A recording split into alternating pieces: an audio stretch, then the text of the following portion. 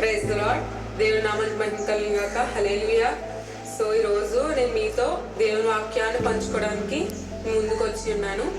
So మనం prayer చేసుకుని వాక్యంలోనికి ముందుకు వెళ్దాము. స్తోత్రం స్తోత్రం స్తోత్రం స్తోత్రం. పరిశుద్ధుడు పరిశుద్ధుడు పరిశుద్ధుడు నిత్యము కొలబడి యెహోవా, నీ ఘనమైన శ్రేష్టమైన పాదాలకు మా లెక్కలేని స్తుతులు స్తోత్రములు చెల్లించుకుంటున్నాను తండ్రి యేసయ్యా. గడిచిన కాలం అంతా ప్రభా నీ రెక్కల చాటున కాచి భద్రపరిచే ప్రభా యేసయ్యా. ఈ రోజు ప్రభా సజీవమైన రోజు ప్రభా మా జీవితాల్లో ఇచ్చినందుకు ప్రభా నేను ఎంతగానో స్తుతిస్తున్నాను తండ్రి యేసయ్యా. ప్రభా యేసయ్య ఈ రోజు చెప్పుకొని పోతున్న ప్రభా యేసయ్య వాక్యాన్ని ప్రభా యేసయ్య సూటిగా ప్రభా యేసయ్య ప్రభా వాళ్ళతో మాట్లాడమని అడుగుతున్నాను తండ్రి యేసయ్య. వినిన వాళ్ళందరూ ప్రభా తండ్రి దాన్ని గ్రహించి ప్రభా యేసయ్య నీ వాక్యానుసారమైన జీవితాన్ని ప్రభా వాళ్ళకి దయచేయమని అడుగుతున్నాను తండ్రి యేసయ్య. ప్రభా ఈ రోజు చెప్పుకుని పోయే వాక్యాన్ని ప్రభా యేసయ్య వాళ్ళ జీవితంలో ప్రభా యేసయ్య మంచి యూజ్ అయ్యేలాగా ప్రభా సహాయం చేయమని అడుగుతున్నాను తండ్రి. నీకే వందనాలు స్తోత్రం ప్రభా యేసయ్య. యేసయ్య స్టార్టింగ్ నుంచి ఎండింగ్ వరకు కూడా ప్రభా నీ కృప నీ కాపుదల అధ్యక్షత వహించమని పరిశుద్ధనామమున వేడుకుంటున్నాం తండ్రి. సో మనం ఈ రోజు చెప్పుకుని పోయే టాపిక్ పేరు వన్ గుడ్ డే, అంటే ఒక మంచి రోజు. సో మీరు ఈ టాపిక్ వినగానే ఏంటి ఒక మంచి రోజేనా, అన్ని మంచి రోజులే కదా అనుకుంటారు. సో నేను మాట్లాడేది ఈ రోజు గురించి, ప్రెసెంట్ మీరున్న రోజు గురించి, ప్రెసెంట్ మీరు చూస్తున్న రోజు గురించి నేను మాట్లాడుతున్నాను అనమాట. అంటే what's going through in your life అది డజంట్ మ్యాటర్. అంటే మీ జీవితంలో ఏం జరుగుతుందో అది అసలు అవసరం లేదు. ప్రెసెంట్ ఈ రోజు ఎలా జరుగుతుంది, ఏం జరుగుతుంది అన్నది మాత్రమే ముఖ్యము. So today is your most potential day, అంటే పని చేయడానికి శక్తి కలిగిన రోజు అనమాట. Today is the best day in your life. ఈరోజు చాలా బెస్ట్ డే అనమాట మీ యొక్క లైఫ్ లో అని మనం ఈరోజు మాట్లాడుకోబోతున్నాము.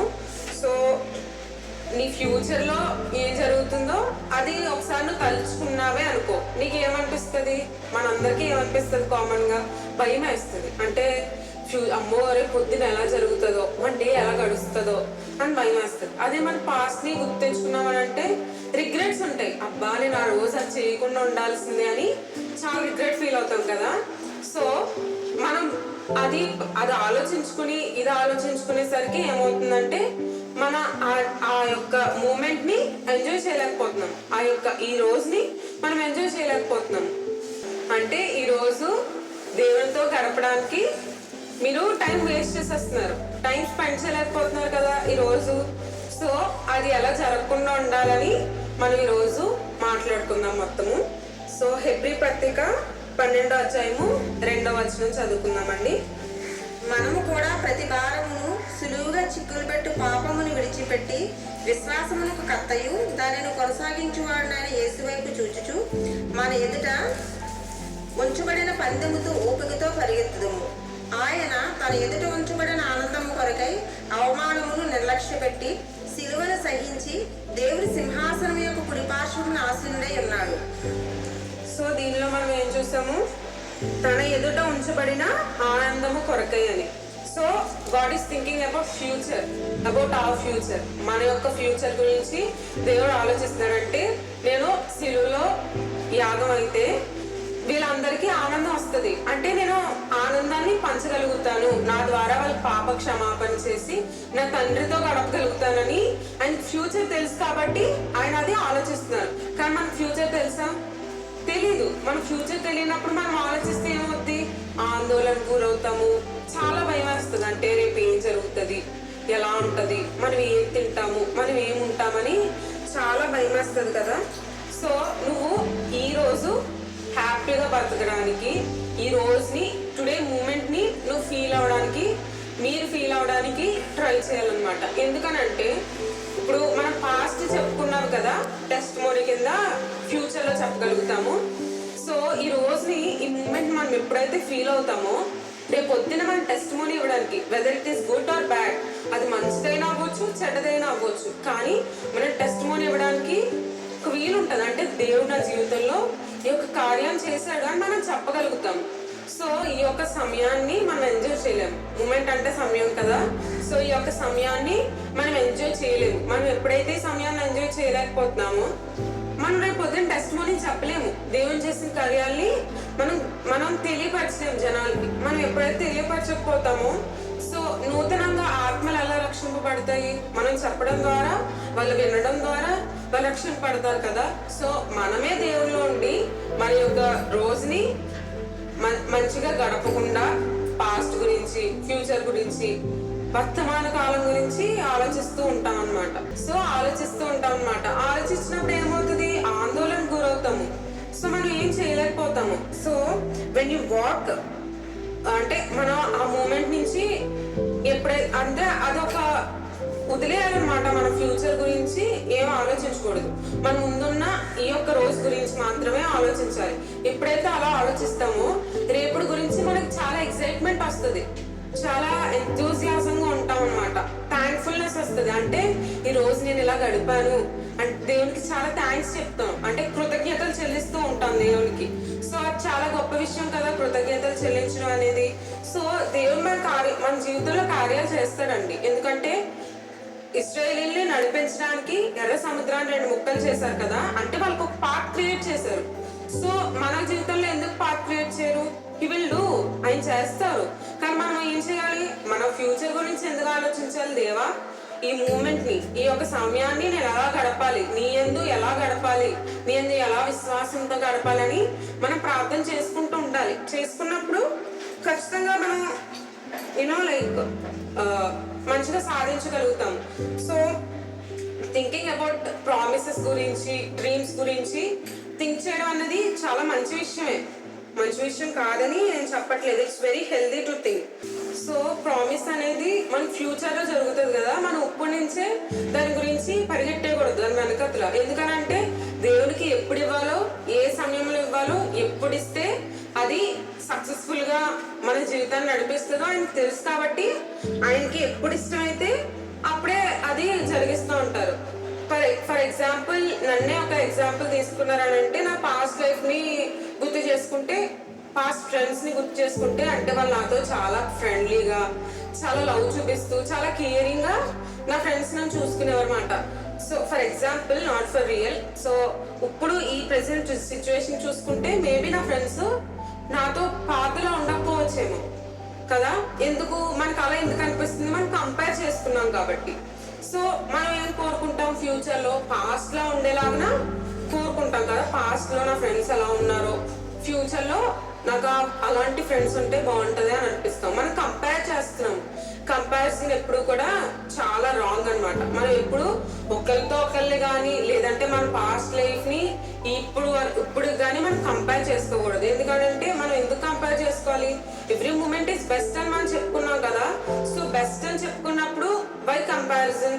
సో ఇంకొక ఎగ్జాంపుల్ తీసుకుంటే, ఒక మ్యారీడ్ పర్సన్ ఉన్నారనుకోండి, పెళ్లి కాకముందు అబ్బా నా జీవితం ఎంత బాగుండేదో, పెళ్లి అయ్యాక నా జీవితం అసలు ఏం బాగాలేదు అని అనుకుంటాం. బట్ నాట్, అలా ఉండదండి. మొత్తం మన జీవితం అంతటినీ హ్యాపీనెస్ తో ఫీల్ చేయాలని దేవుడు ఎంతగానో ఆశపడుతున్నారు. మనం ఎప్పుడైతే నిరాశ చెందుతామో ఖచ్చితంగా మన జీవితం కూడా అంత నిరాశగానే అనిపిస్తుంది. బికాస్ మనం ఎక్కువ ఎక్స్పెక్ట్ చేస్తూ ఉంటాము జనాల దగ్గర నుంచి కానీ, లేదంటే మన ఫ్యూచర్ గురించి కానీ ఎక్కువ ఎక్స్పెక్ట్ చేస్తూ ఉంటాము. మనం ఎప్పుడైతే ఎక్కువ ఎక్స్పెక్ట్ చేస్తామో ఖచ్చితంగా మనము డిసప్పాయింట్ అవుతాము, డిస్కరేజ్మెంట్ ఫీల్ అవుతాము. సో మనం ఎప్పుడు కూడా మనం కంపారిజన్ అనేది చేసుకోకూడదు అనమాట. సో మనము పాస్ట్ యొక్క, మన వర్తమాన కాలం యొక్క ఎప్పుడైతే వెయిట్, ఆ బరువును ఎప్పుడైతే మన మనసులో ఉంచుకున్నామో మనం ముందుకు వెళ్ళలేమండి. సో ఎప్పుడైతే మన ఎక్స్పెక్టేషన్స్ లోగా ఉంటాయో, దాని తర్వాత రోజు మన ఎక్స్పెక్టేషన్స్ లోగా ఉన్నాయి కాబట్టి దాని తర్వాత రోజు ఎలా ఉన్నా మనం ఎంజాయ్ చేయగలుగుతాము. అది బాధకరంగా ఉన్నా లేదంటే గుడ్ గా ఉన్నా మనం ఎంజాయ్ చేయగలుగుతాం. ఒకవేళ బాధే ఉందనుకో, దాని నుంచి మనం నుంచోగలుగుతాం కదా, ఎందుకంటే మన ఎక్స్పెక్టేషన్ లోగా ఉంది కాబట్టి. సో మనం ఎప్పుడైతే ఎక్స్పెక్టేషన్ అనేది చాలా లోగా ఉంచుకోవాలన్నమాట. సో ఎప్పుడైతే మీ ఎక్స్పెక్టేషన్ అనేది లోగా ఉంటుందో, you will definitely feel happy. ఆ రోజుకి ఆ రోజు నువ్వు చాలా హ్యాపీ ఫీల్ అవుతావు. మనం కొంతమంది ఏమనుకుని వస్తారంటే క్రైస్ట్ లో జీవితం చాలా వండర్ఫుల్ గా ఉంటది, సో మనం కూడా టేస్ట్ చేద్దామని వస్తాం కదా. సో క్రైస్ట్ లో జీవితం వండర్ఫుల్ గా ఉంటది. బట్ ఒకనొక టైంకి వచ్చేసరికి మనం చేసే తప్పుల వల్ల, లేదంటే మనం చేసిన పాపం వల్ల, లేదంటే దేవుడు మనకు పెట్టాలనుకున్న పరీక్ష వల్ల ప్రాబ్లమ్స్ అనేది వస్తాయి. సో సో మనం ఎప్పుడైతే చాలా హై ఎక్స్పెక్ట్ చేస్తున్నాం అంటే దేవుడిలో ఇంకా జీవితం వండర్ఫుల్, మనకి ఇంకేం కష్టాలు ఉండవు. అఫ్ కోర్స్ కష్టాలు ఉండవు, కానీ ఒక్కొక్కసారి నువ్వు చేసిన పాపం నీకు తిరిగి మళ్ళీ రావచ్చేమో, నువ్వు పాప క్షమాపణ కోరుకోకుండా. సో అలాంటి టైంలో ఏమవుతావు, నువ్వు నిరుత్సాహం చెందుతావు కదా. సో అలా నిరుత్సాహం చెందకుండా ఉండడానికి మనము లో ఎక్స్పెక్టేషన్ అనేది చూపించుకోవాలి. If you never expect happy, then you will feel so good tomorrow. మనం ఎప్పుడైతే ఈ రోజు ఎక్కువ ఎక్స్పెక్ట్ చేయలేదో రేపన్న దినాన్ని చాలా హ్యాపీగా ఉండగలుగుతాం. ఎప్పుడైతే ఎక్కువ ఆశించకుండా మనకున్న దాంట్లో ఆశించడం అంటే చాలా లోగా ఆశిస్తామో అప్పుడు మనం రేపన్న దినాన్ని చాలా హ్యాపీగా ఉండగలుగుతాం అన్నమాట. మీకు తెలుసా ఎప్పుడు మనం డిస్కరేజ్ అవుతామో, ఎప్పుడు మనం నిరుత్సాహం చెందుతామో, ఎప్పుడనంటే మనం ఎక్కువ ఆశించినప్పుడు మాత్రమే. Expect more and more, hope for more, you will feel definitely disappointed. చాలా డిసప్పాయింట్ అవుతాం, డెఫినెట్ గా అవుతాం. ఎందుకంటే మనం చాలా ఎక్స్పెక్ట్ చేసేస్తున్నాం కాబట్టి. అంటే దేవుడు మనం ఎక్స్పెక్ట్ చేసింది ఇవ్వరా అని అంటే ఆయన ఇస్తారు, బట్ మనం ఎప్పుడు ఇవ్వాలి ఆయనకు తెలుసు కదా. మనం రేపే ఎక్స్పెక్ట్ చేసాం అనుకో, ఆయన రేపే ఇచ్చేయగలుగుతారా? ఇవ్వగలుగుతారు, కానీ అది మనకు రైటా రాంగా అని తెలుస్తుంది కదా. సో మనం అలా ఒక సడన్ టైం వచ్చేసరికి మనం ఎక్స్పెక్టేషన్స్ వల్ల, సో నేను ఇది ఎక్స్పెక్ట్ చేశాను, నాకు దేవుడు ఇది ఇవ్వలేదు, సో నేను దేవుడిలో ఉండడం కరెక్టేనా అనిపిస్తుంది. ఒక సడన్ టైం వచ్చేసరికి మనం దేవుడినే క్వశ్చన్ చేయడం మొదలు పెడతాము. అది చాలా తప్పు కదా. దేవుని క్వశ్చన్ చేయొచ్చా మనం ఎప్పుడన్నా? అంటే నువ్వు ఇది ఎందుకు చేయలేదు, నేను దీనికోసమే వచ్చాను కదా అని మనం అడుగుతూ ఉంటాం. సో అది చాలా తప్పు కదా. సో అలా ఉండకూడదు, దేవుని క్వశ్చన్ చేయకూడదు అని అంటే మనం ఎక్కువ ఆశించకూడదు అనమాట. బట్ వన్ థింగ్, నేనేమి ప్రామిసెస్ గురించి నేర్చుకోవద్దు, ప్రామిస్ గురించి ప్రార్థన చేయొద్దు అని చెప్పను. ప్రార్థన చెయ్యాలి, కానీ ఎక్స్పెక్ట్ చేయకూడదు. ఎప్పుడు ఇస్తారో ఎక్స్పెక్ట్ చేయకూడదు. అది మనకి ఇస్తారు అని మనం ఎక్స్పెక్ట్ చేయొచ్చు, కానీ ఎప్పుడు ఇవ్వాలో ఆయన చేతిలో ఉంటుంది. సో మనము యోహాను సువార్త 10:10 చదువుకుందామండి. దొంగతనమును, హత్యను, నాశనమును చేటుకు వచ్చును గాని మరి దేనికి రాడు. గొర్రెలకు జీవం కలుగుటకును అది సమృద్ధిగా కలుగుటకును నేను వచ్చిందనని మీతో నిశ్చయముగా చెప్పుచున్నాను. సో దొంగతనం చేయటకు వచ్చును. సో బ్యాడ్ పీపుల్ ఎప్పుడు అంటే చెడ్డ వాళ్ళు ఎప్పుడు కూడా మనల్ని టార్గెట్ చేయడానికే చూస్తారు. కానీ దేవుని అబండెన్స్ అంటే దేవుని కృప, దేవుని యొక్క కృప చాలా పెద్దది కదా మన లైఫ్ లో. సో దేవుడు మనకు కృపనిస్తాడండి, వాళ్ళందరి నుంచి తప్పించి మనకు కృపనిస్తాడు, ఖచ్చితంగా ఇస్తాడు. అది ఒక రోజు అన్నా వస్తుంది, అది ఖచ్చితంగా మనకు కృపనిస్తాడు. కానీ ఆ కృపనిచ్చిన రోజు మనం ఏం చేస్తామంటే దాంతో సరిపెట్టుకోకుండా వి ఎక్స్పెక్ట్ మోర్. అంటే ఈ రోజు ఇంకా బాగుంటే బాగుండేది కదా, ఇంకా ఎక్కువ వచ్చుంటే బాగుండేది కదా అని అనిపిస్తుంది అనమాట. That is discouragement. మనం నిరుత్సాహపడిపోతున్నాం కదా, మనకి ఇచ్చిన దాంట్లో మనం సమృద్ధిగా ఫీల్ అవ్వట్లేదు. మనకి ఇచ్చిన దాంట్లో మనం సంతోషపడితే ఎప్పుడు ఉంటామో ఆ దేవునికి చాలా చాలా థ్యాంక్స్ గివింగ్ గా ఉంటుంది, చాలా కృతజ్ఞతలు చెప్తున్నట్టు ఉంటది అనమాట. సో 2 కొరింథీయులు 3 ఎలా ఉంటది, all promises in God is yes, amen. అన్ని దేవుని చిత్తంలో ఉన్న ప్రతి ఒక్క ప్రామిస్, దేవుడు చెప్పిన ప్రతి ఒక్క ప్రామిస్ కూడా మన జీవితంలో జరుగుతుంది, ఖచ్చితంగా జరుగుతుందండి. మనం ఎప్పుడైతే దేవుణ్ణి అడుగుతామో, yes it is for you, మీకోసమే ఇది నేను ప్రామిస్ చేశాను, నేను ఖచ్చితంగా ఇస్తాను, I will give it for sure, నేను ఖచ్చితంగా ఇస్తాను. కానీ ఎప్పుడు ఇస్తాను? దానికంటే ఒక టైం ఉంది. All promises in God is yes, definite గా ఎస్ అండి. కానీ ఎప్పుడైతే దేవుడు ఇవ్వాలనుకుంటున్నారో అప్పుడు. When you think you're worthless అంటే మనం దేనికి పనికిరాము మన దేవునితో పోల్చుకుంటే అని మనం ఎప్పుడైతే అనుకుంటామో ఖచ్చితంగా మనం సక్సెస్ అవుతామండి. అంటే కొంతమంది మనల్ని అంటారు కదా, నువ్వు ఎందుకు పనికిరావు, యూ వర్త్లెస్ అని అంటారు కదా. Okay, take it, you worthless, but God gonna make you worth అని అంటే దేవుని నామంలో నేను ఖచ్చితంగా వర్క్ఫుల్ గా చేస్తాడండి. దేవుడు ఖచ్చితంగా యూస్ఫుల్ గా చేస్తారు. మనం అఫ్ కోర్స్ మనం కూడా చాలా వర్త్లెస్, మనం చాలా వర్క్ఫుల్ అని అనుకోవడం కూడా చాలా తప్పు. సో మనం వర్త్లెస్, కానీ దేవుని దృష్టిలో మనం వర్క్ఫుల్ గా ఉన్నామా లేదా అది మాత్రమే చూసుకోవాలి. సమాజంలో వర్క్ఫుల్ గా ఉన్నామా వర్త్లెస్ గా ఉన్నామా మనకెందుకు? సో అల్టిమేట్ గోల్ ఏంటి క్రిస్టియన్స్ కి లేదంటే ఎవరికన్నా మనం చనిపోయాక పరలోకం వెళ్ళాలి అని. సో పరలోకం వెళ్ళాము అని అంటే అది చాలా వర్త్ఫుల్ కదా. మనం ఇప్పుడు ఉన్నా లేకపోయినా అది వర్త్ఫుల్ కాదో మనకు అవసరం లేదు. నిత్య రాజ్యానికి మనం చేరాలి, అదే కదా మెయిన్ మోటో. సో చాలా బ్లెస్సింగ్స్ ని అది తెస్తుంది అనమాట. మనం ఎప్పుడైతే వర్త్ఫుల్ కాదు అని మనం అనుకుంటాము, మనం ఎప్పుడైతే విలువైన వాళ్ళము కాదు అని మనం ఎప్పుడైతే అనుకుంటామో దేవుని చిత్తంలో దేవుని రాజ్యంలో చాలా విలువనిస్తుంది అనమాట. అది మనం ఈ లోకంలో విలువైన వాళ్ళం కాకపోవచ్చు, కానీ దేవుని రాజ్యంలో మనం ఖచ్చితంగా విలువైన వాళ్ళమే. బయట వాళ్ళు మనల్ని విలువ లేని వాళ్ళుగా చూస్తున్నారేమో. నన్ను చూడొచ్చు, మిమ్మల్ని చూడొచ్చు, మన అందరినీ కూడా చూడొచ్చు విలువ లేని వాళ్ళుగా, కానీ దేవుని దృష్టిలో మనం చాలా విలువైన వాళ్ళమండి. సో మనం ఫ్యూచర్ గురించి ఎక్కువ వర్రీ అవుతూ ఉంటాం, అంటే ఎక్కువ ఆందోళన చెందుతూ ఉంటాం. అంటే ఇప్పుడు మనం ఈరోజు చాలా ప్రెజర్ తీసేసుకున్నాం, ఈరోజు మనం ఎక్కువ పని చేసేద్దాము, రేపటికి అది చాలా యూజ్ అవుద్ది, అంటే మనకి చాలా డబ్బులు వస్తాయి, చాలా యూజ్ అవుద్దని మనం ఎక్కువ ప్రెజర్ తీసేసుకుంటూ చాలా ఎక్కువ వరి అయిపోతూ ఉంటాం. సో మనం ప్రెజర్ తీసుకుంటే సక్సెస్ అవుతామా? దేవుని దేవుని యొక్క బలము మనకి తోడు అవ్వకుండా మన యొక్క ఓన్ బలంతో మనం సక్సెస్ అవ్వగలుగుతామా? డెఫినెట్ గా అవ్వలేము కదా. సో మనం డిసప్పాయింట్ అయిపోతాం కూడా, ఎందుకంటే మన ఒక్క బలంతో మనం ఏం చేయగలుగుతాము? We can not do it కదా. సో మనము ఇప్పుడు మత్తయి సువార్త 6వ అధ్యాయము 31 నుండి చదువుకుందామండి.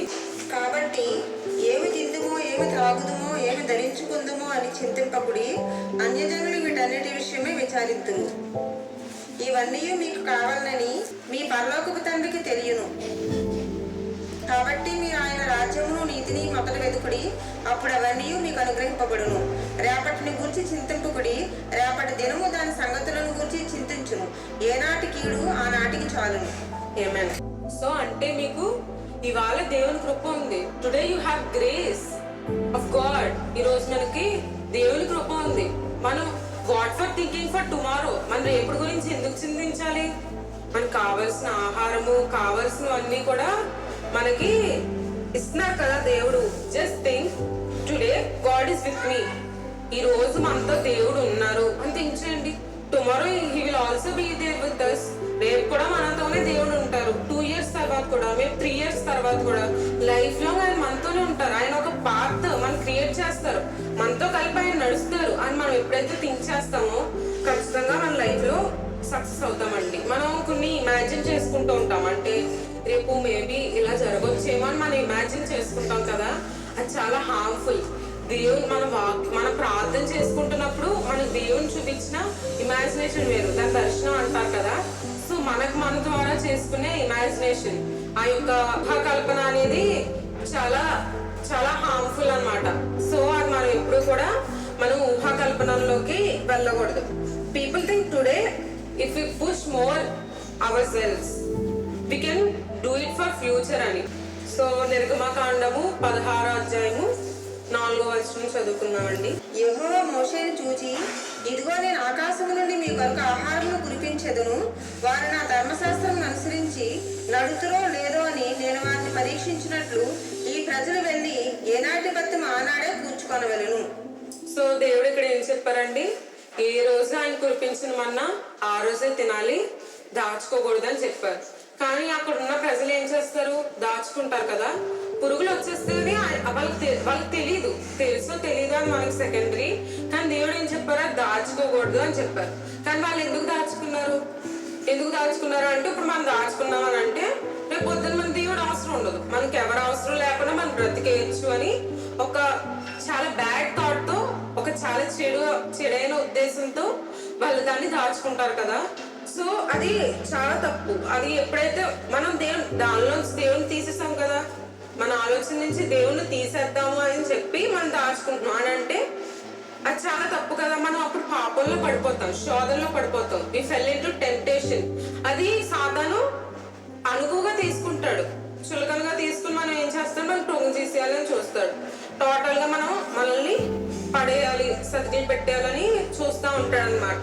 సో మనం ఎప్పుడైతే అలా మనం దాచుకోకూడదు అని చెప్పలేదు, బట్ మనం దాచుకున్న దాని నుంచి దేవుని ఎప్పుడు కూడా తొలగించకూడదు అనమాట.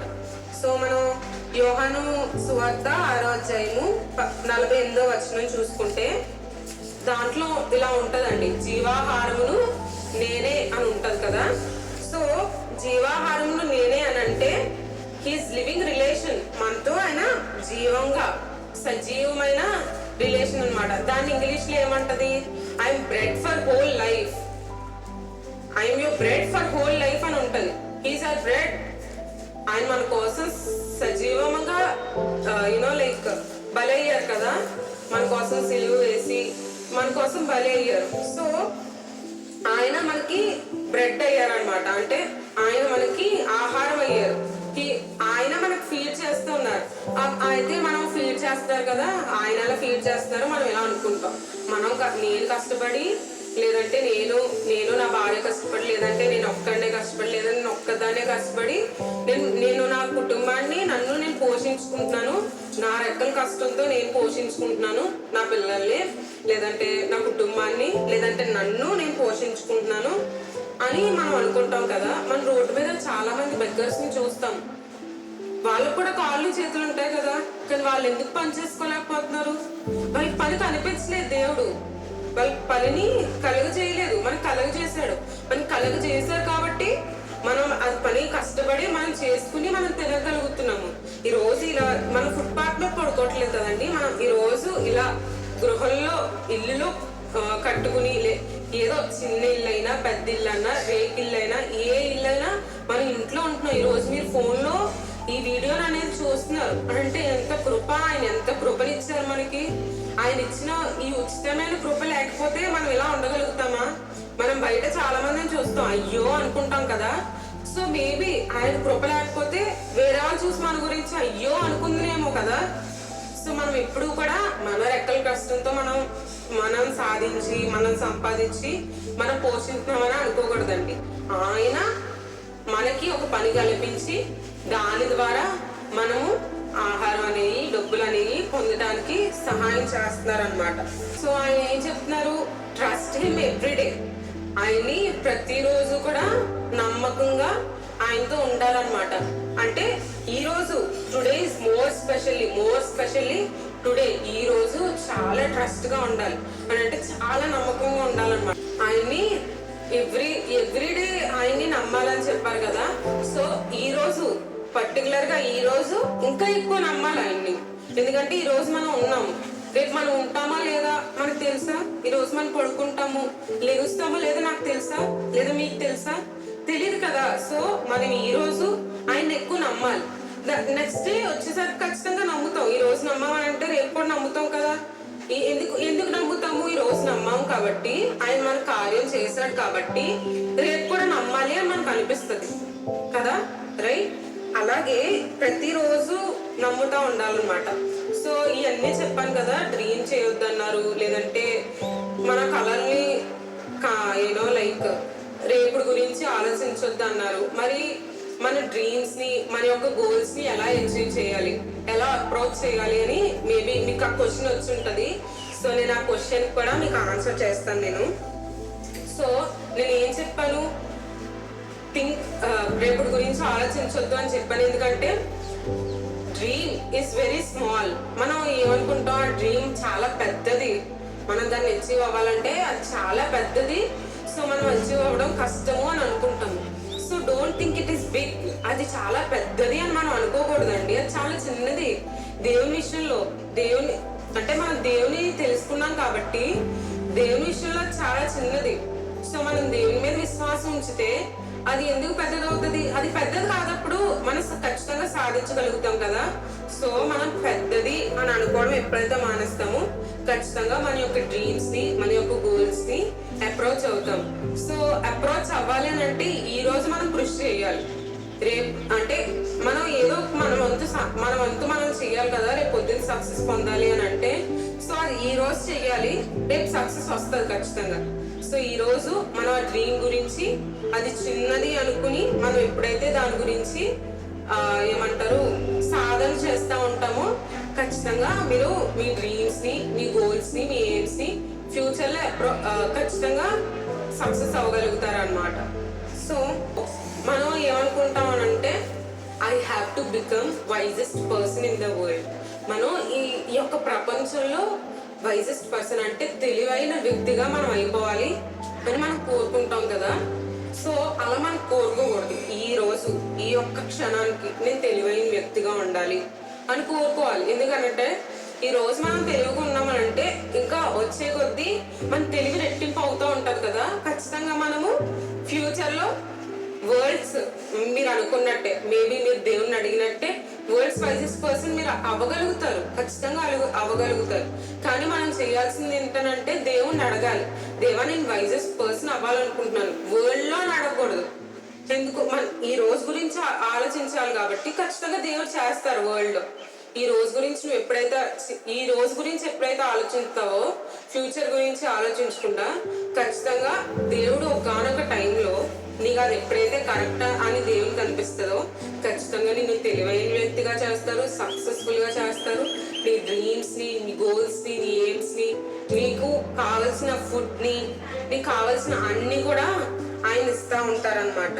హల్లెలూయా.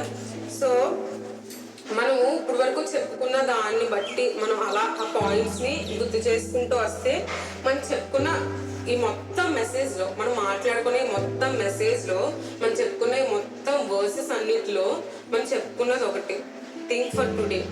ఈ రోజు గురించి మాత్రమే ఆలోచించు, చింతించొద్దు రేపటి గురించి.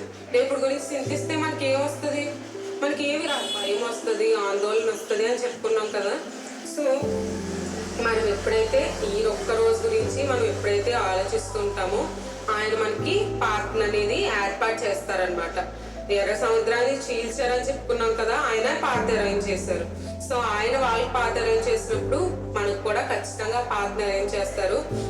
దావీదు ఇలా అనుకుంటారనమాట, నేను రాజు అని చెప్పారు కదా దేవుడు, ఇప్పుడు సౌలు నన్ను తరుముతా ఉన్నారు, ఇప్పుడు కూడా నేనే రాజు కదా, నేను ఇప్పుడు రాజు అవుతాను అని దేవుడిని అడుగుతా ఉన్నారనమాట. ఆయన ఎక్స్పెక్ట్ చేస్తున్నారు ఒకటి అని, అంటే ఏంటి, నేను రాజు అయిపోవాలి, ఇప్పుడే ఈ క్షణం అయిపోవాలి అని ఆయన ఎక్స్పెక్ట్ చేస్తున్నారు. ఎందుకు నేను సౌలు దగ్గరికి వెళ్ళనా, వాళ్ళ గుడారం దగ్గరికి వెళ్ళనా అలా అడుగుతా ఉంటారు కదా దేవుణ్ణి. సో ఆయన ఎక్స్పెక్ట్ చేస్తున్నారు. అదే దాన్ని ఆయన్ని ఆందోళనలో పాడేసేలా చేస్తుంది, డిసప్పాయింట్మెంట్ ని, డిసెంకరేజ్మెంట్ ని అయ్యేలాగా చేస్తుంది అనమాట.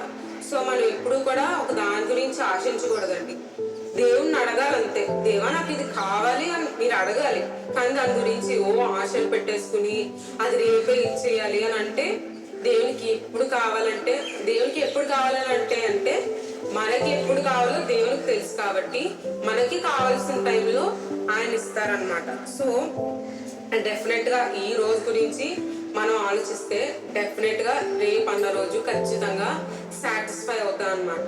ఖచ్చితంగా సాటిస్ఫై అవుతాం, ఎందుకనంటే మనం ఎక్స్పెక్ట్ చేయం కాబట్టి. So when you think for today you'll definitely get succeeded. So సంతోషంగా ఉండాలని నేను చెప్పాను కదా, అది నేను చెప్పింది కాదు, దేవుడు చెప్పింది. ఎందుకనంటే ఆయన ఎప్పుడో కురిపించేసి తీసుకుని తినమని చెప్పొచ్చు కదా, కానీ ఆయన రోజుకి అంటే ఫ్రెష్ గా ఎందుకు ఇస్తున్నారు? ఎందుకంటే ఫ్రెష్ గా ఆనందం పొందాలని, ఫ్రెష్ గా ఆయన మనకి సంతోషాన్ని ఇవ్వాలని అనుకుంటున్నారు. మనం అందరం కూడా అది పొందుకోవడానికి సిద్ధంగా ఉందాము. ఖచ్చితంగా మనం సంతోషం అనేది రోజుకి రోజు రెట్టింపు అవుతా ఉంటది. మనం దాన్ని చూస్తాము, మనం దాన్ని ఆనందంగా పొందుకుంటాం. మరలా చెప్పొద్దున ఆనందించని పౌలు భక్తులు చెప్తా ఉంటారు కదా. సో మనం అలాగా మరలా అంటే ప్రతిసారి అలా ఆనందంగా ఉందామండి.